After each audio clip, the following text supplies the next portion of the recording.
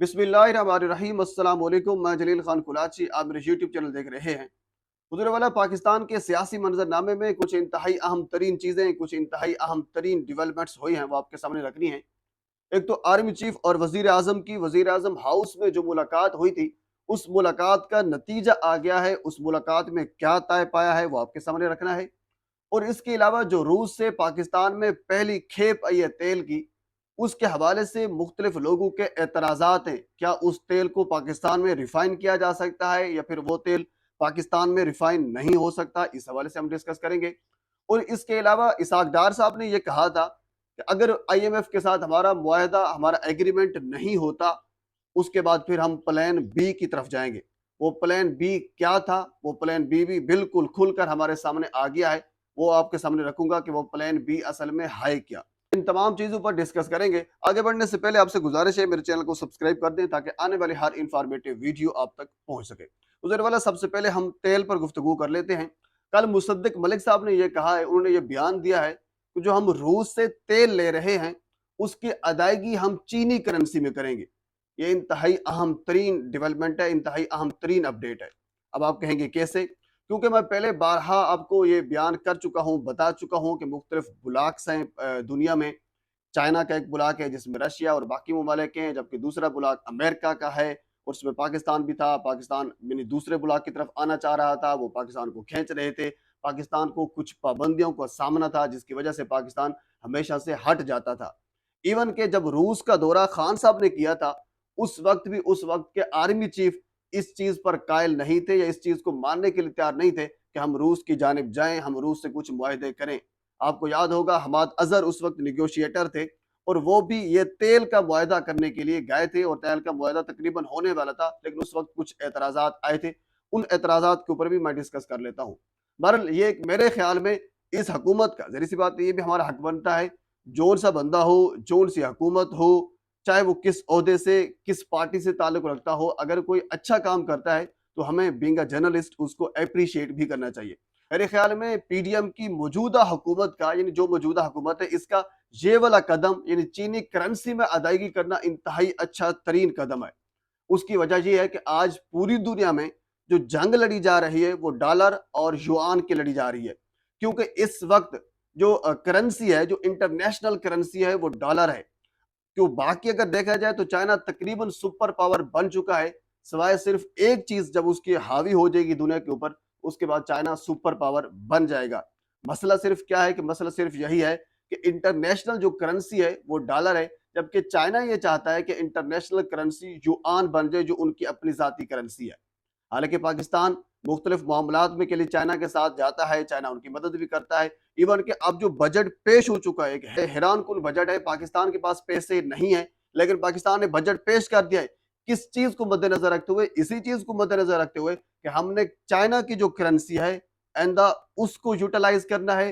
अपनी जो ट्रेडिंग है, जो एक्सपोर्ट है, इम्पोर्ट है, वो सारी हम चाइना की करेंसी मैंने युआन में करेंगे। तो उसके बाद में फिर चाइना, जाहिर सी बात है, उनको यकीन दहानी भी कराई होगी कि हम आपकी मदद करेंगे जिस तरह आईएमएफ आपकी मदद करता है। क्योंकि आपने पिछले कुछ दिनों में इसहाक डार की जो बॉडी लैंग्वेज है उसको आपने देखा होगा, वो बड़े कॉन्फिडेंट तरीके से ये कह रहे थे कि अगर आईएमएफ हमारी शरायत मानता है तो ठीक है, नहीं मानता तो हमें कोई परवाह नहीं है, हम प्लान बी की जानब चले जाएंगे।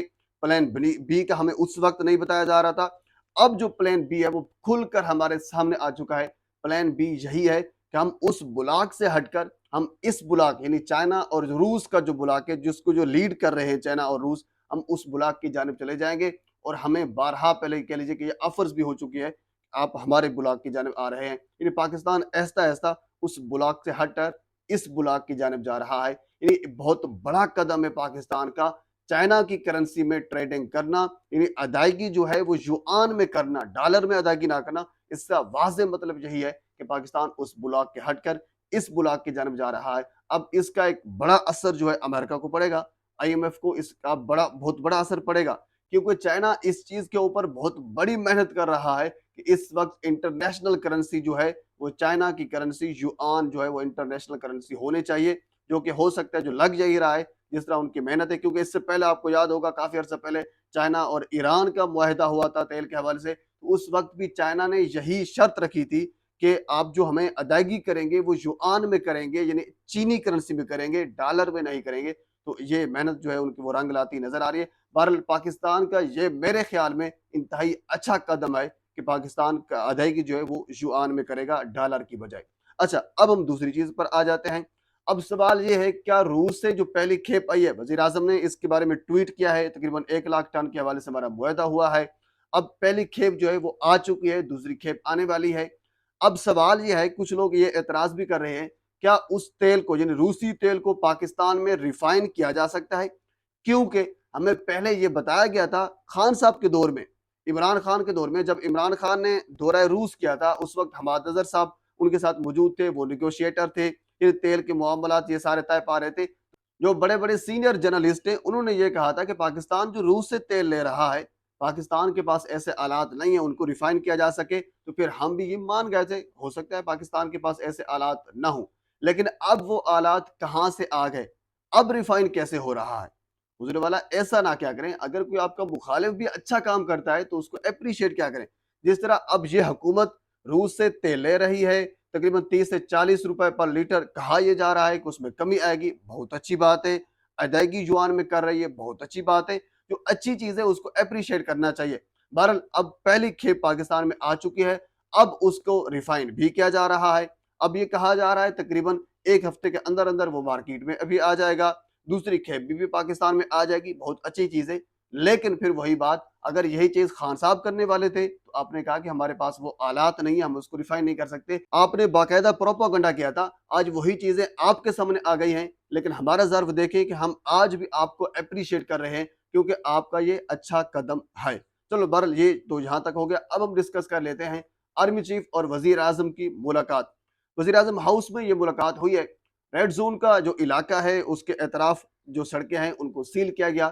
وہاں کے کچھ لوگ جو علاقہ مکین ہے، ظاہر سی بات ہے ان کو کچھ مشکلات کا سامنا تو ہوتا ہے، انڈرسٹوڈ ہے۔ پر جو ہمارے رپورٹر حضرات ہیں، جو جاننے والے ہیں، انہوں نے یہ بتایا کہ محسوس یہ ہوا کہ کچھ سی بڑی شخصیت کی وزیر اعظم ہاؤس میں انٹری ہے۔ تو پھر اس کے بعد یہ پتہ چلا کہ army chief general Asim Munir وزیر اعظم ہاؤس میں تشریف لائے، وزیر اعظم سے 1 to 1 ملاقات ہوئی، اور اس ملاقات میں جو طے پایا، یعنی جو ہمارے باقی جرنلسٹ ہیں، جو ذرائع ہیں، ان سے یہ معلوم ہوا، طے یہ پایا کہ 9 مئی کے جو واقعات ہوئے ہیں ان کی جو سرپرستی کرنے والے ہیں یا ان میں جو ملوث لوگ ہیں ان کو کیسر کردار تک پہنچایا جائے گا، ان کے خلاف قانونی چارہ جوئی کی جائے گی، یہ طے پایا ہے۔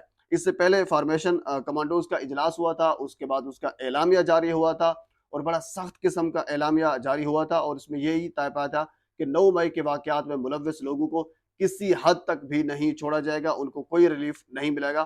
اس کے بعد پھر آرمی چیف اور وزیر اعظم کی ملاقات ہوتی ہے، اس میں پھر یہی طے پایا جاتا ہے کہ 9 مئی کے واقعات میں ملوث لوگوں کو کسی حد تک نہیں چھوڑا جائے گا۔